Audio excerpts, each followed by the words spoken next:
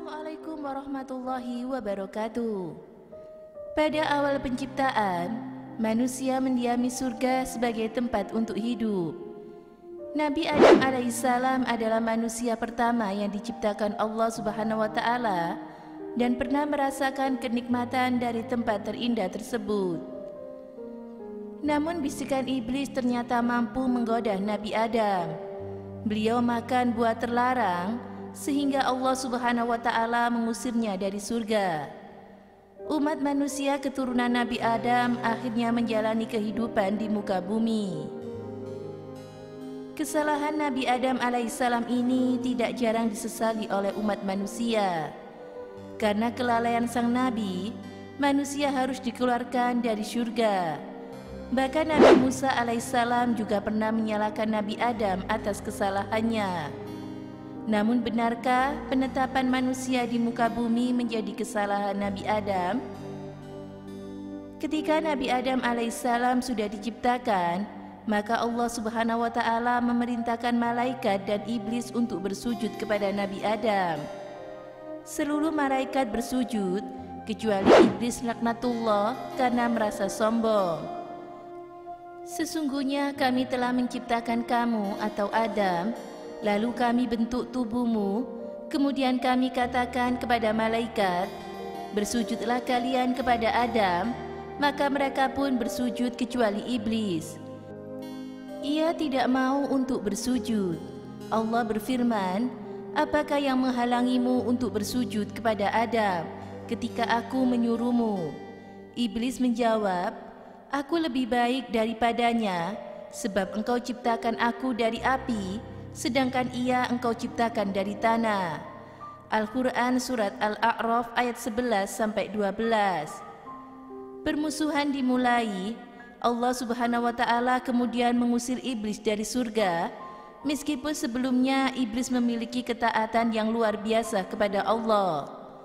Allah berfirman, keluarlah dari surga, karena sesungguhnya kamu makhluk terkutuk, dan sesungguhnya kutukan itu telah menimpa dirimu sampai hari kiamat.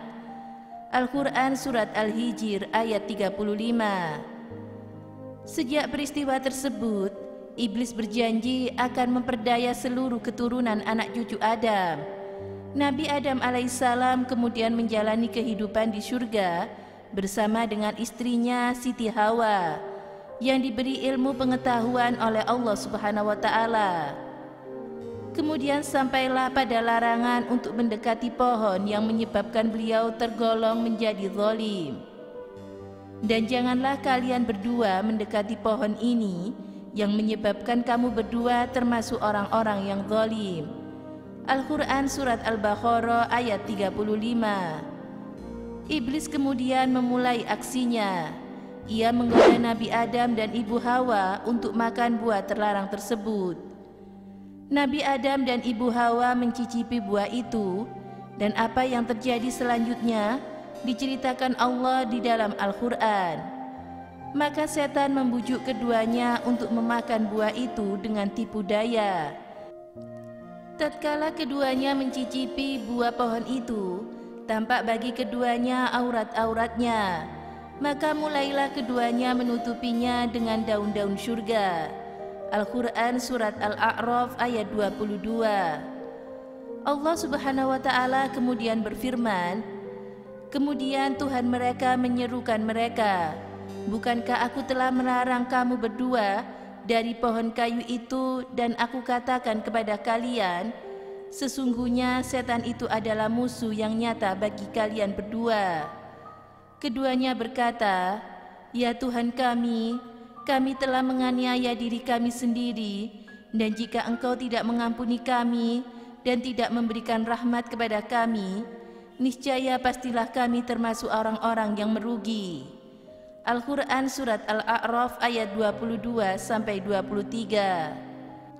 Allah Subhanahu wa taala kemudian berfirman, turunlah kamu sekalian, sebagaimana kalian menjadi musuh bagi sebagian yang lain, dan kamu sekalian mempunyai tempat kediaman dan kesenangan di muka bumi sampai waktu yang ditentukan. Meski terusir dari surga, Namun sebelum penciptaan Nabi Adam alaihissalam, Allah Subhanahu wa Ta'ala sudah menyampaikan kepada seluruh makhluknya bahwa Dia akan menciptakan manusia sebagai khalifah di muka bumi. Sesungguhnya aku hendak menjadikan seorang khalifah di muka bumi. Al-Quran Surat Al-Baqarah ayat 30. Lantas mengapa Nabi Adam alaihissalam sering menjadi sasaran kemarahan para keturunannya atas keputusan Allah Subhanahu wa Ta'ala mengusirnya dari surga dan ditempatkannya di bumi? Padahal sejak awal Allah Subhanahu wa Ta'ala sudah akan menempatkannya di bumi. Bahkan Nabi Musa alaihissalam pun pernah berdebat dengan Nabi Adam terkait hal ini. Namun, jawaban Nabi Adam berikut sekiranya menjadi jawaban pula bagi kita yang selama ini menyalahkan Nabi Adam.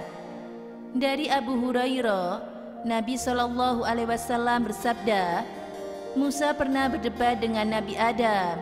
Nabi Musa berkata kepada Nabi Adam, "Engkau telah mengeluarkan manusia dari surga hingga engkau membuat mereka sengsara karena kesalahanmu."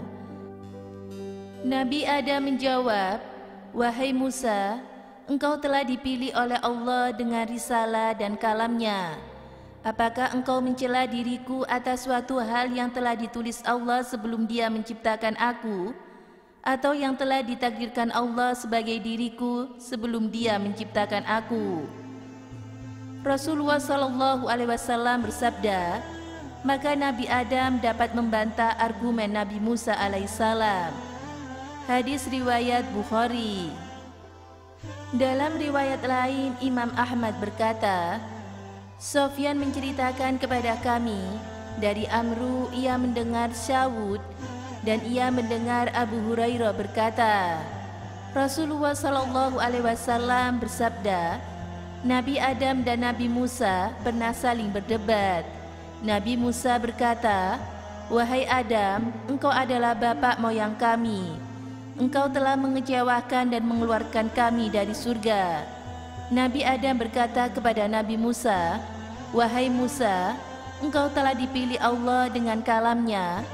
Dalam riwayat lain dengan risalahnya, Dia telah menulis Alkitab untukmu dengan tangannya. Apakah engkau mencela diriku atas persoalan yang telah ditetapkan Allah bagiku 40 tahun sebelum Dia menciptakan aku?" Selanjutnya Rasulullah SAW bersabda, akhirnya Nabi Adam dapat membantah argumen Nabi Musa. Akhirnya Nabi Adam dapat membantah argumen Nabi Musa.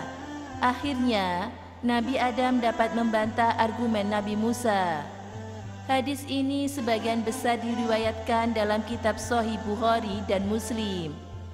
Dalam kitab tersebut dikatakan bahwa Nabi Musa telah mencela Nabi Adam karena Nabi Adam telah mengeluarkan Nabi Musa, Nabi Adam sendiri dan anak keturunannya dari surga. Nabi Adam lalu berkata kepada Nabi Musa, "Aku tidak mengeluarkan kalian dari surga. Akan tetapi aku mengeluarkan kalian karena telah terjadi serangkaian kejadian yang menyebabkan diriku memakan buah itu.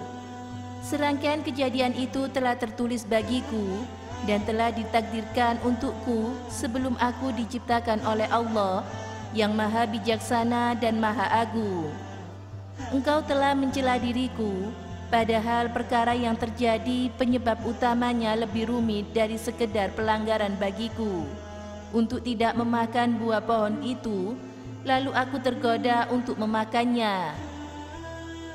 Adanya retakan kondisi yang menyebabkan terjadinya pengeluaran dari surga itu merupakan bagian dari perbuatanku.